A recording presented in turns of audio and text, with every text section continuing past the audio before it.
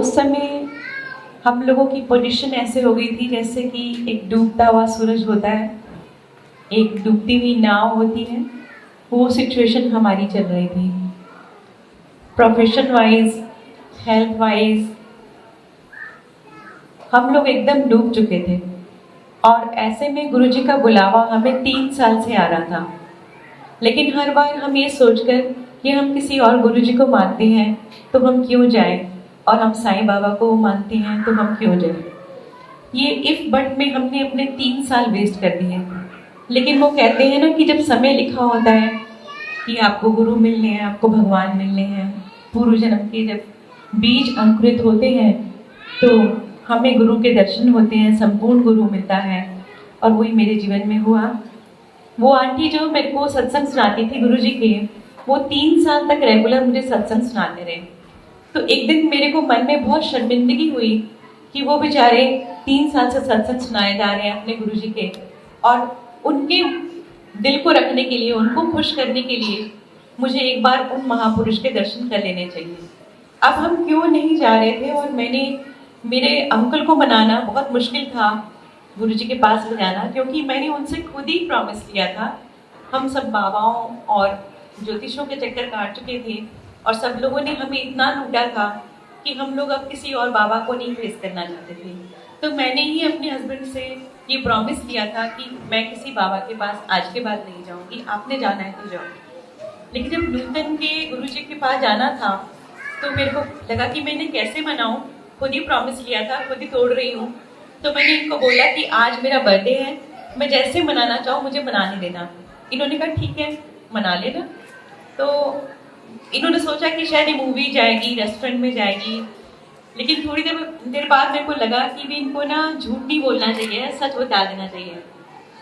थोड़ी देर बाद में इनके पास गई, मैंने कहा ऐसा है कि आपने मेरे को प्रॉमिस दिया है, आज हम शाम को ना नूतन के गुरुजी के पास जाएंगे और वहीं लंगर करेंगे। कहता तूने ना प्रॉमिस लेके मेरे को फंसा दिया है, अब मैं आज जाऊंगा, आज के बाद नहीं जाऊंगा।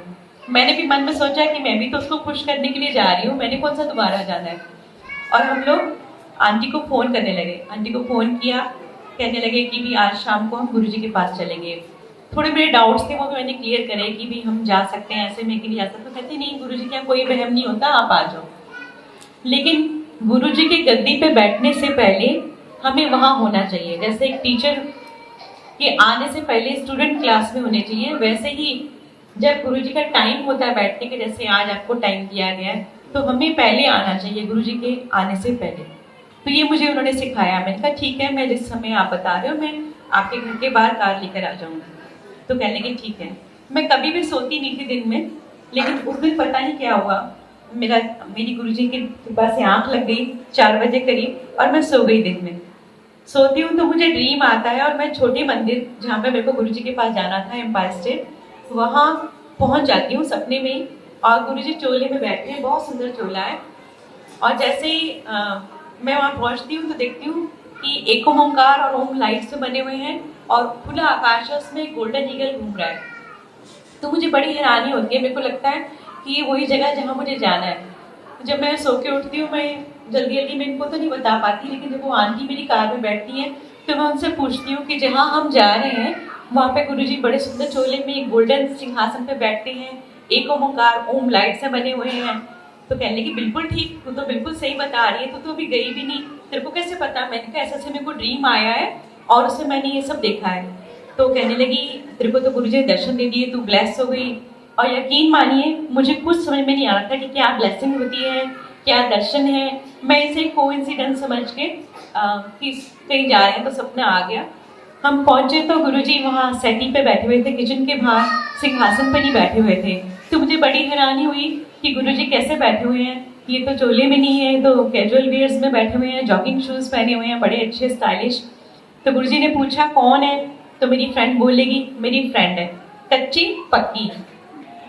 मेरी फ्रेंड बोली पक्की। गुरुजी कहते की कर देने। हमने कहा हम गुरुजी गाना गाते हैं। क्यों जा गाते हो? मैंने कहा गुरुजी कैसे बताऊं कैसे गाते हैं हम, आप सुनोगे तो मालूम चलेगा। चंगा फिर बह जा, किथे दा रहने वाला है? तो इन्होंने बोला मैं जम्मू दा रहने वाला है। तो मुझे कहने लगे तू तो हिमालय चंडीगढ़ के कोल दी सरदारनी है। और यकीन मानिए कि मेरे पैरों से ज़मीन जैसे खिसक जाती है ऐसे हो गया और मेरे रोंगटे खड़े हो गए, क्योंकि ये बात कि मैं सिख बॉर्न बेबी हूँ मेरे इन लॉज तक को भी नहीं मालूम था। मैं हिंदू फैमिली में पड़ी बड़ी हुई थी, वहीं अडॉप्टेड बच्चा थी।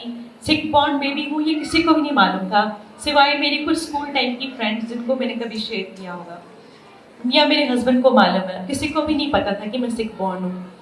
तो गुरुजी को कैसे मालूम चल गया ये मेरे को बड़ी हैरानी हुई। मुझे नहीं मालूम था कि गुरुजी अंतर्यामी है, वो तो सब जानते हैं।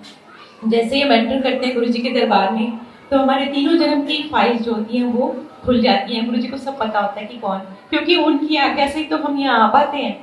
लेकिन मेरे को समझ नहीं थी, मैं सोचते सोचते बैठ गई कि शायद मैंने नूतन को अपनी फैमिली का कुछ बताया कि नहीं बताया। मैंने कहा ऐसी कोई पर्सनल बात भी नहीं हुई। बैठ गए। मुझे जैसे आज आपको यहाँ पे चाय प्रसाद मिल रहा है वैसे ही मुझे चाय प्रसाद मिला। और एक बहुत पुरानी प्रॉब्लम थी मेरे गले में, वो चाय प्रसाद पीने के बाद मेरे को ऐसा लगने लगा कि उसमें राहत मिल रही है। फिर भी मैंने अपना ब्रेन लगाया, मैंने कहा इसमें शायद लौंग है और वो दालचीनी डली हुई है जिससे मेरे को रिलीफ मिल रहा है। मुझे नहीं पता था कि ये चाय प्रसाद जो है वो क्योर है, ये अमृत प्रसाद है, मुझे नहीं मालूम था। वो मैंने पी लिया। उसके बाद हमें लंगर मिला। लंगर में बहुत मिर्च थी जो मुझे अकेले खानी पड़ी, बच्चे जो थे वो उन्होंने नहीं खाई। और पहले ही गुस्से में मेरी जो है वो आंखों में से धुआं, नाक में से पानी, कानों में से धुआं ऐसा निकलना शुरू हो गया।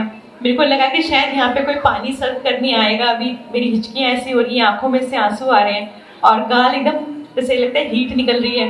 तो मैंने गुरुजी की तरफ देखा कि भी कोई पानी मंगाएगा, गुरुजी मेरे को देखेंगे कि मैं इतना रो रही हूँ तो कोई पानी लेकर आएगा, लेकिन पानी नहीं आया। वो गुरुजी मेरी कुछ क्योर कर रहे थे उस लंगर से, तो मुझे बाद में समझ में आया। तो जैसे लंगर करके हम तो बाहर से जाने लगे थे, तब हमें मालूम चला कि गुरुजी से आज्ञा लेके जाना होता है। वापस आए गुरुजी के पास, मैंने मत्था टेका। गुरुजी कहते ऐश करो आंटी। तो मैंने गुरुजी को ऐसे देखा कि भी जो मेरा जीवन अभी चल रहा है उसमें ऐश करने का तो कहीं से कहीं कोई पॉइंट ही नहीं है। शायद गुरुजी को पता ही नहीं कि हमारी स्थिति क्या है, लेकिन आज देखो क्या कर रहे हो, ऐश कर रहे हो। तो ये फर्स्ट डे गुरुजी ने मेरे को ब्लेसिंग दी। अंकल ने मत्था टेका तो गुरुजी कहने लगे वीरवार को आई तो 5.25 ग्राम का सोने का ओम बना के ले आई। अंकल ने मेरी तरफ देखा, मैंने अंकल की तरफ देखा। हमने कहा लोग ये तो फिर से लुट गए। हम जैसे और बाबा लेते थे वैसे ही फिर हमने सोचा रास्ते फिर हम बात करते चले गए कि भी सोने का ओम सारे संगत से लेते होंगे, अच्छा तभी लंगर चल रहे हैं, सुंदर सुंदर चोले पहन के बैठे हैं, है ना। तो वो एक नेगेटिविटी हम लोगों के दिमाग में थी, वो हम घर लेकर गए। तो जब आंटी का फोन आ गया नेक्स्ट डे कि सदा को तो बड़ी ब्लेस है, फिर से गुरुजी ने इतनी बातें करी, यहाँ पे 14-14 साल तक लोग आते हैं, गुरुजी उनको ऐसे ऐसे कर देते हैं और चले जाते हैं, बात नहीं करते हैं। तो मैंने कहा मुझे तो कुछ समझ में नहीं आ रही तो क्या बोल रही है, लेकिन हमारे घर में तो कलेश पड़ा है, हम नहीं जाएंगे दोबारा। कहने लगी पागल है, तेरे को गुरुजी ने इतनी अच्छी ब्लेसिंग दी है, तेरे को जाना है। मैं परेशान, मैंने कहा अच्छा चलो कहीं मन में कोई वहम ना रह जाए, पर पहले ही हमारे इतने पुराने मतलब सब काम नहीं हो रहे हैं, वहम है। तो अगर ये सोने का ओम नहीं बनाया तो हमारा और कहीं कुछ बुरा ना हो जाए, ऐसा वहम मतलब दूर करने के लिए हमने सोने का ओम बनाया झगड़ते झगड़ते और गुरुजी के पास पहुंचे नेक्स्ट थर्सडे। गुरुजी को हर चीज याद रहती थी कि किससे उन्होंने क्या बात करी है। वो अंतर्यामी थे, जैसे हजारों बाल होते हैं ना सर में और हमें नहीं पता होता कितने हैं, लेकिन एक भी बाल खिंचता तो हमारे सर में दर्द होती है ना। ऐसे गुरुजी हैं, उनको हर संगत की पता होती है, घट घट के पट पट के जाने। तो जैसे हम पहुंचे तो गुरुजी ने बोला ले आई, तो हमने कहा हाँ जी गुरुजी। हमने बड़े उदास मन से गुरुजी को ना वो सोने का ओम निकाल के दिया। तो गुरुजी ने हाथ में लिया, हम भी देखते रहे कि गुरुजी मतलब रख लेंगे इसको अपने पास। तो गुरुजी ने इनकी डेट ऑफ बर्थ पूछी और कहने लगे मंडे नु ना काले धागे विच एनु गले विच पा ली। हमने एक दूसरे को देखा, एकदम राहत की सांस ली, अरे ये तो हमें वापस मिल गया। तो हमें लगा कि गुरुजी वैसे बाबा नहीं है जो मतलब सबसे ऐसे लेते होंगे। तो मेरे को लगा कि ये सिंगर है तो इसलिए इनको गुरुजी ने ब्लेस करके ओम दिया है कि नजर वजर ना लगे, ऐसे कुछ मुझे नहीं पता था कि ये क्या ब्लेसिंग है। तो मैंने गुरुजी को बोला गुरुजी मेरे वास्ते, कि शायद गुरुजी को ये नहीं पता कि मैं भी गाती हूँ। तो मैंने बोला गुरुजी मेरे वास्ते भी दे दो ब्लेस करके।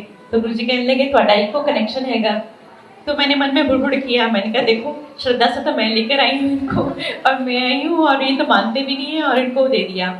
लेकिन वो क्या थी गुरु जी की लीला, ये तो वही जाने, वो परमात्मा हमको बताए कि भी क्या करना है क्या नहीं करना।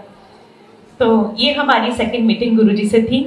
और मैं आपको एक छोटा सा सत्संग तो मेरे साथ तो गुरु जी ने बहुत सारी लीलाएं करी हैं, लेकिन चाय प्रसाद का मैं बताती हूँ। शरद पवार जी एक बार आए गुरु जी के पास, उनको पैरालिसिस हो गया था और चाय प्रसाद उनको सर्व की गई, तो उन्होंने मना कर दिया कि मैं नहीं पी सकता। फिर बहुत इंसिस्ट करने पर उन्होंने आधी चाय प्रसाद ली और आधी छोड़ दी।